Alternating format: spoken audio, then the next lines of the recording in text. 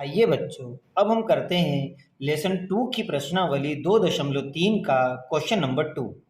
Question number 2 में इन्होंने मुझे कहा है कि पहले बहुपद से दूसरे बहुपद को भाग करके जांच कीजिए कि क्या प्रथम बहुपद द्वितीय बहुपद का एक गुणनखंड है। तो इसके अंतर्गत मुझे इन्होंने 3 सवाल दिए हुए हैं और मुझे बताना है कि क्या पहला बहुपद दूसरे बहुपद का गुणनखंड है या नहीं। तो इन्होंने फर्स्ट क्वेश्चन मुझे दिया हुआ है, बहुपद है टी की घात 2 माइनस 3 तथा दूसरा बहुपद है मेरा 2t की घात 4 प्लस 3t की घात 3 माइनस 2t की घात 2 माइनस 9t माइनस 12। अब मुझे बताना है क्या पहला बहुपद दूसरे बहुपद का गुणनखंड है या नहीं। अब मुझे यहाँ पर यह समझना है कि हमें कैसे पता चलेगा कि पहला बहुपद दूसरे बहुपद का गुणनखंड है या नहीं। तो इसके लिए मैं पहले बहुपद से दूसरे बहुपद को भाग लगाऊंगा और भाग लगाने के बाद में अगर इसका शेषफल 0 आता है तो मैं कहूँगा कि पहला बहुपद दूसरे बहुपद का गुणनखंड है। और अगर शेषफल में 0 के अलावा कुछ भी बचता है तो मैं लिखूंगा कि पहला बहुपद दूसरे बहुपद का गुणनखंड नहीं है। कहने का मतलब है कि मुझे पहले बहुपद से दूसरे बहुपद को भाग लगाना है।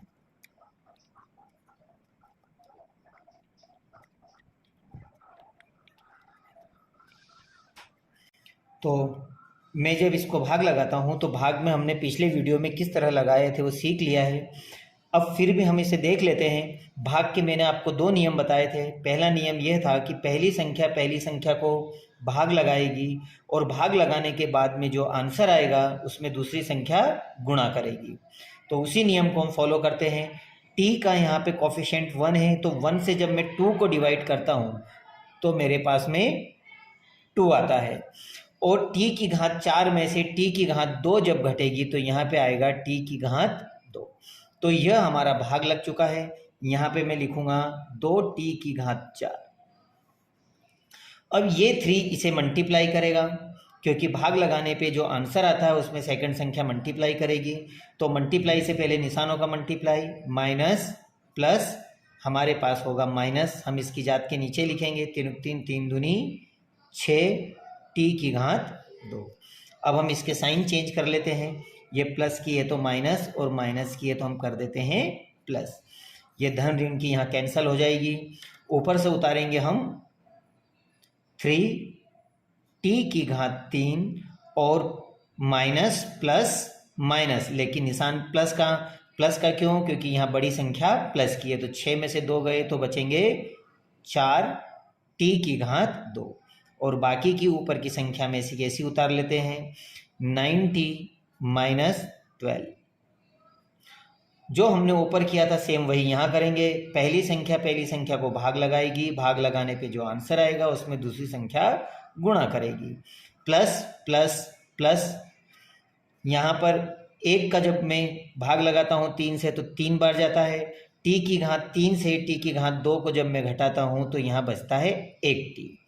यहाँ लिखूंगा मैं 3t की घात 3।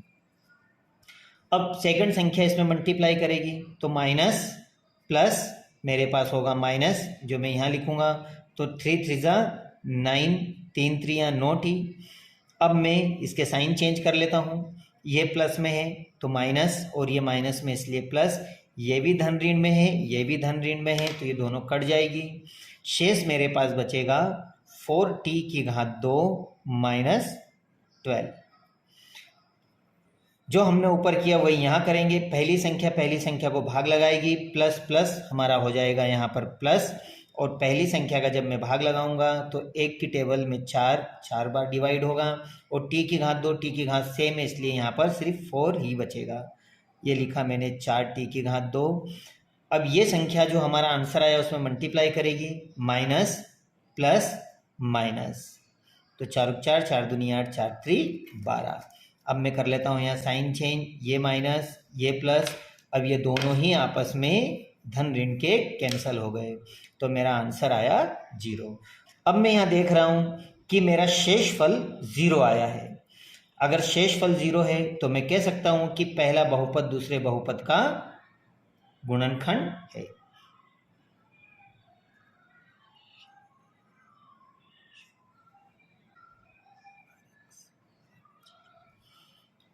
तो हम लिखेंगे यहाँ पर कि भाग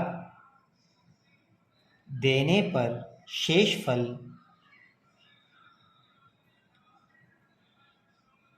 शून्य है, अतः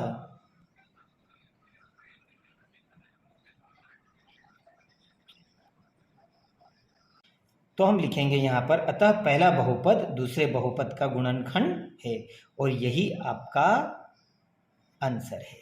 इसे हल करके यहाँ पर लिख ले और इस सवाल का स्क्रीनशॉट लेकर अच्छी तरह से इसे कर ले। आइए अब हम देखते हैं सेकंड सवाल, क्वेश्चन नंबर 2 का सेकंड सवाल। तो सेकंड सवाल में इन्होंने मुझे दिया है पहला बहुपद x की घात 2 माइनस 3x प्लस 1 और सेकंड बहुपद दिया है मुझे 3x की घात 4 प्लस 5x की घात 3 माइनस 7x की घात 2 प्लस 2x प्लस 2। मुझे बताना है कि क्या पहला बहुपद दूसरे बहुपद का गुणनखंड है या नहीं। इसके लिए मुझे इसे भाग लगाना होगा। तो जब मैं भाग लगाता हूँ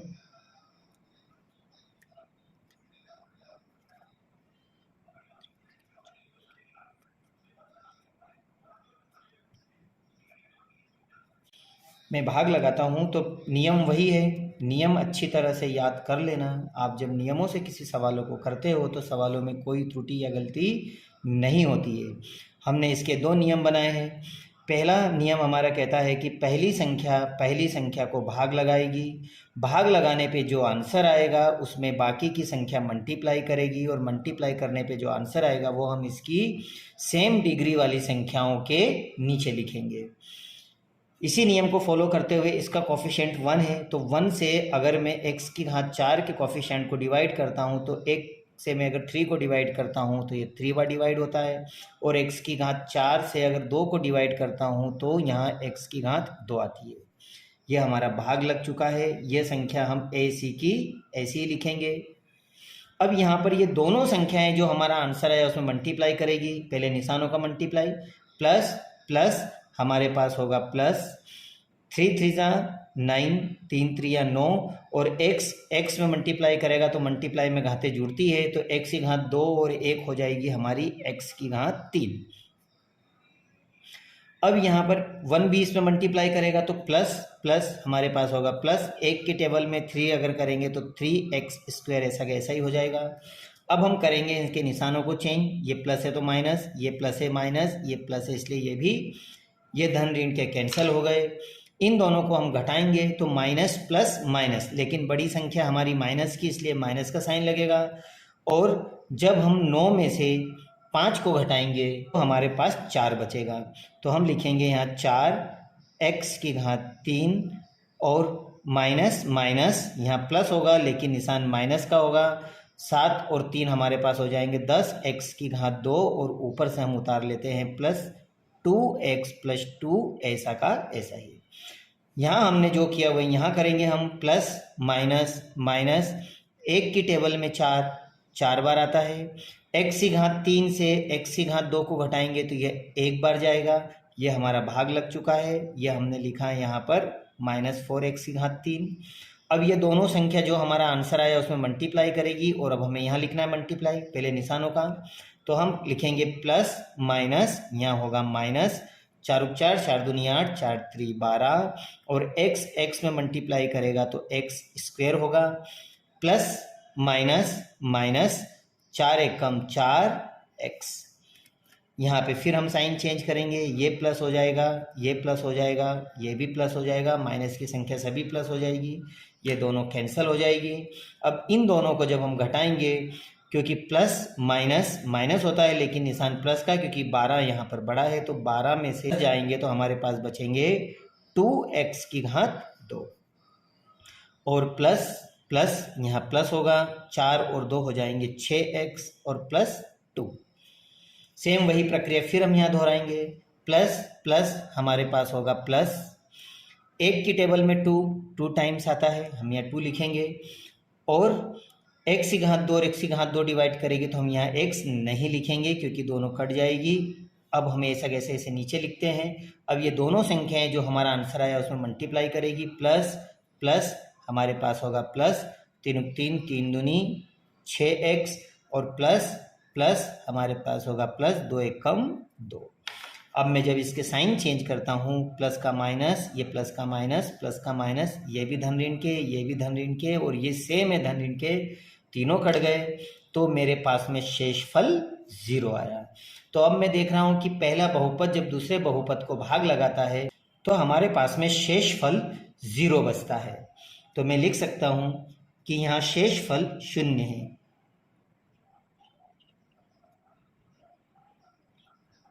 लिख सकता हूँ कि भाग देने पर शेषफल 0 है, अतः पहला बहुपद दूसरे बहुपद का गुणनखंड है।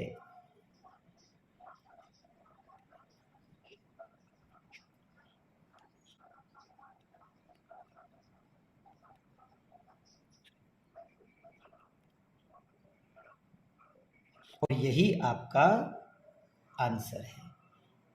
इसे अच्छी तरह से आप कर लें। अब हम करते हैं क्वेश्चन नंबर 2 का लास्ट सवाल, तीसरे नंबर का। इसमें पहला बहुपद दिया है x की घात 3 माइनस 3x प्लस 1, और दूसरा बहुपद दिया है इन्होंने x की घात 5 माइनस 4x की घात 3 प्लस x की घात 2 प्लस 3x प्लस 1। मुझे बताना है कि क्या पहला बहुपद दूसरे बहुपद का गुणनखंड है या नहीं, तो मुझे इसका भाग लगाना होगा।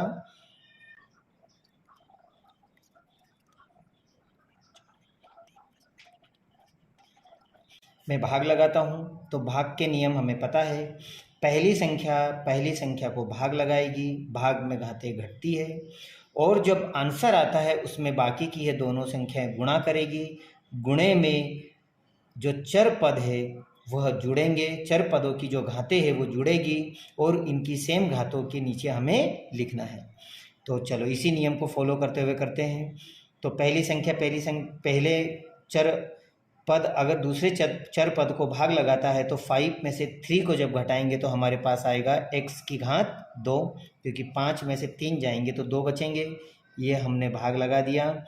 भाग लगाने के बाद जो हमारा आंसर आया इसमें दोनों संख्याएं मल्टीप्लाई करेगी, तो माइनस प्लस हमारे पास होगा माइनस, जो मैं यहाँ लिखूंगा क्योंकि मल्टीप्लाई करने पे 3 हो जाएगा, तो 3 1 जा 3, और x में मल्टीप्लाई करूंगा तो मेरे पास होगा x की घात 3, क्योंकि 2 और 1 इसकी घात हो गई 3। उसी तरह से अब मैं प्लस अब यहाँ होगा हमारे पास प्लस, और इन दोनों का जब मल्टीप्लाई करूंगा तो ये होगा x की घात 2। अब मैं इसके साइन चेंज कर लेता हूँ, ये माइनस का प्लस और प्लस का हो गया माइनस, ये धन ऋण के हो गए कैंसल।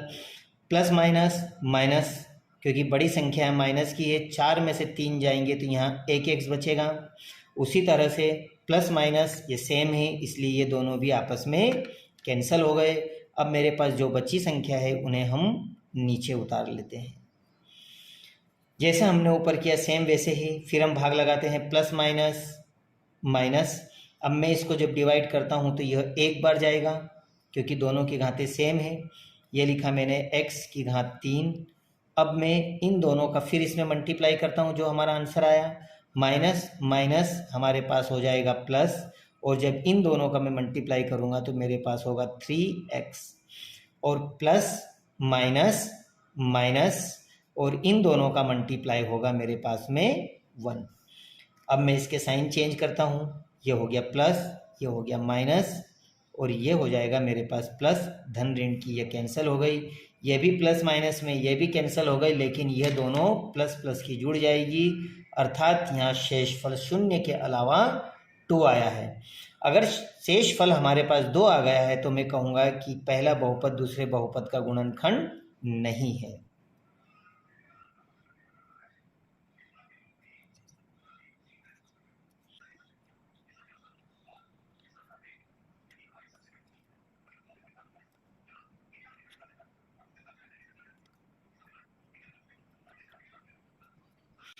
तो हम लिख सकते हैं यहाँ पर कि यहाँ शेषफल 2 है, अतः पहला बहुपद दूसरे बहुपद का गुणनखंड नहीं है, और यही आपका आंसर है। तो आप इन तीनों सवालों को अच्छी तरह से कर लें। ये मैंने आपको बहुत ही सरल मेथड से सिखाए हैं।